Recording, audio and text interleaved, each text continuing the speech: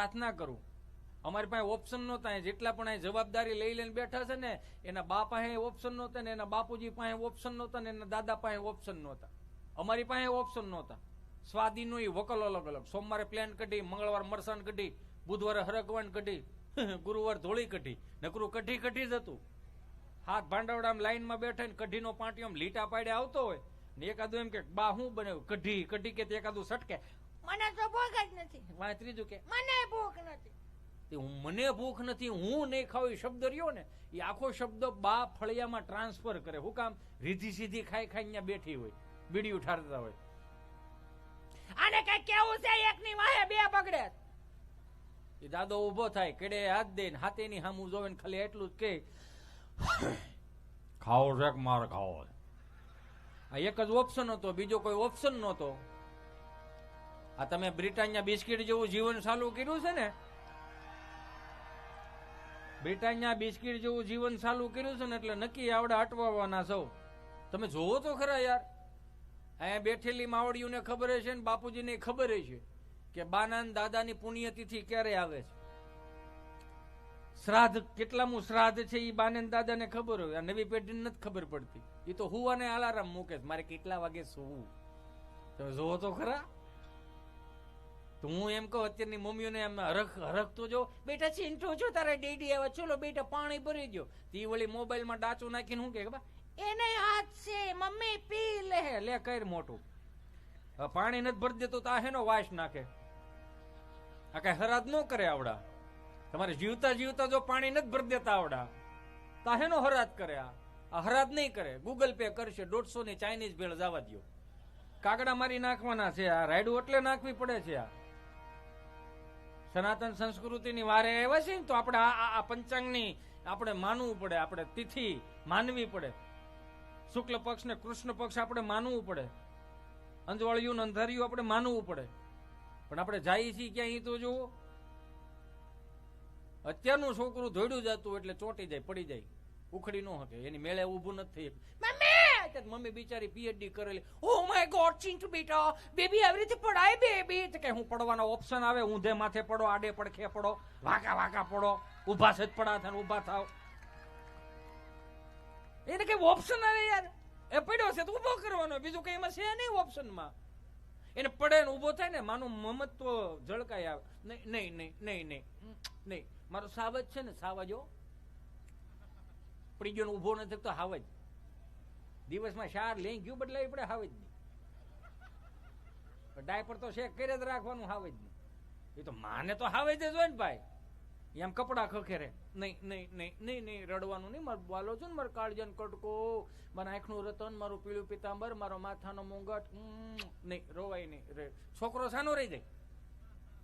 પણ છોકરું રોતું હોય ને બાપ સાનો રાખવા જાય દી. કેમ દાંત કાઢો છો? ઘેરે નથી રમાડતા? કોકના છોકરાને બહુ તેડી તેડીને ગલ્લે માવો લેવા જઈ લે. બિસ્કીટનું પડીકું લઈ ગયો ને વેફરનું પડીકું. રડે છું મારો વાલો. હા ઘરના છોકરાને તેડવા.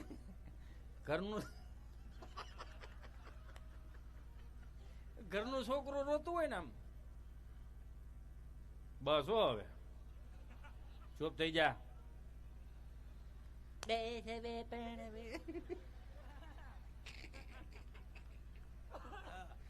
મને દાંત આવે. દાંત એને ટાઈઢી એટલી લાગે. હાલ હવે કેટલી રોટલી રહી છે? આ રોવે છે. એ ઘડીક સાચવો. 2 રોટલી રહી છે. આવી 2 રોટલી રહી છે ઘડીક ખાઈ પછી જોયા જેવું થાય. આમ રમાડતો હોય ને આમ આ લે લે હાલ હવે કેટલી રોટલી રહે? એ 2 રહે છે. ઘડીક ખાચો તૂટી નહીં જાવ. કઈ કરી અવરમાં લાવી તો રાયડું નાખ માં. હું કઈ જાનમાં લઈને નતો આવ્યો.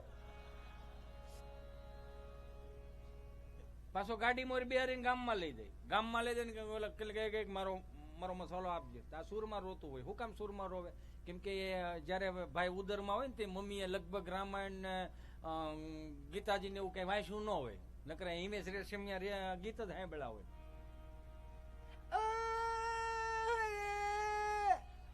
આ તાર હું ખાવ માં દૂધી ફૂટી ખાવે હવે ડૂટો ફૂટો ખવરાવે અત્યારથી તાવ 30 વર્ષ ના થાય ગામમાં પૂછતા થશે કે અડધું કઈ પડ્યું છે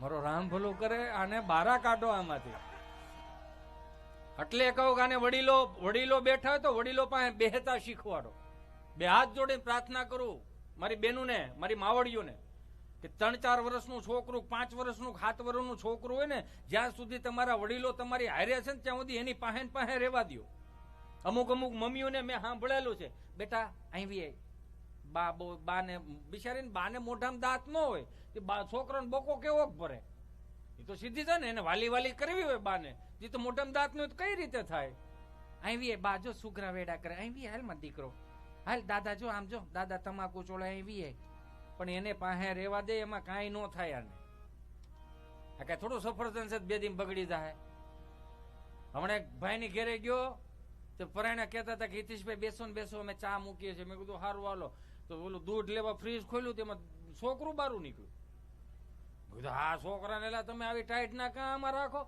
મને કે બગડે નહીં ને થોડું સફરજન છે બગાડવા ન હોય સારી સમજ આપવી હોય સારી શિખામણો લેવી હોય તો વડીલો પાસે બેહતા શીખવાડો તમને ન ખબર હોય તો એ કહી દો કે કદાચ 4 મહિનાનું છોકરું હોય 3 મહિનાનું છોકરું હોય કોઈ નવી વવારું હાંચવતી હોય ને તો 70-80 વર્ષની બા ઘરમાં હોય તેને ગમે નહીં કે આને એને ખબર તરત પડી જાય અરે આને આવી રીતે ના હાંચવાય બેટા આને છે ને બાયુનો લેડીઝનો રૂમાલ આવે ને આ તો ફેશનમાં બોલવું પડે બાયુનો રૂમાલ આવે ને બેટા એમાં 3-4 કપૂરની ગોટી નાખો 2-3 લવિંગ શેકેલા નાખો થોડાક અજમા શેકેલા આમ ચોળીને એ રૂમાલમાં નાખો ને ભૂંગળી વાળીને ગાંઠ મારીને ગળે બાંધો છોકરાઓને આવા ટાઢોળોનો વાહ ન લાગે તો બહુ ભણી ગયેલી હોય પછી હું કે ખબર બા તમને ન ખબર પડે જોન્સન બેબી છે ને તો બાને એમ કે જોન્સન બેબી એ છે કે અમારે સિંટુડા નાની હાળી થતી છે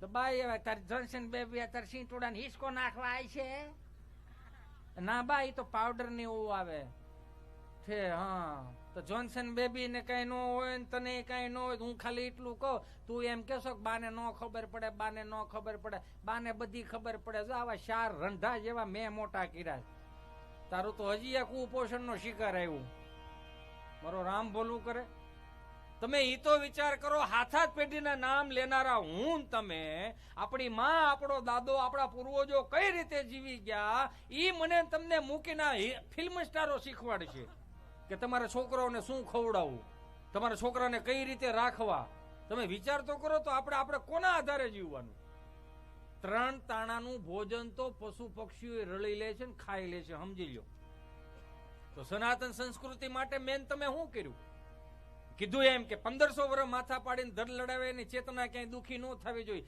વાત હતી વ્યવહારોની વાત હતી તહેવારોની અને છેલ્લે વાત હતી વિવાહની મને માફ કરજો ઈશ્વરે રૂપિયા આપ્યા હોય તો ખૂબ રૂપિયા વાપરો પ્રસંગોમાં રૂપિયા વાપરો મા બાપના સપના હોય કે દીકરીના સારા એવા લગ્ન કરવા છે મા બાપના સપના હોય આખા કુટુંબનું સપનું હોય કે દીકરાના સારા એવા લગ્ન કરવા છે ખૂબ લગ્ન કરો પણ સનાતન સંસ્કૃતિને ધ્યાનમાં રાખીને લગ્ન કરો હું સાઉન્ડ વાળાને કહું ને વિડીયોગ્રાફી વાળાને મારા વહાલા મિત્રોને કહું 2 હાથ જોડીને પ્રાર્થના કરું આમ તમને કહું આ સનાતન સંસ્કૃતિનો ગીતો ખૂટી ગયો ને આમ જેને આમ વરાજો આમ એન્ટ્રી કરતો હોય ને ત્યારે આમ હિન્દી ફિલ્મના ગીત ના નાખે લે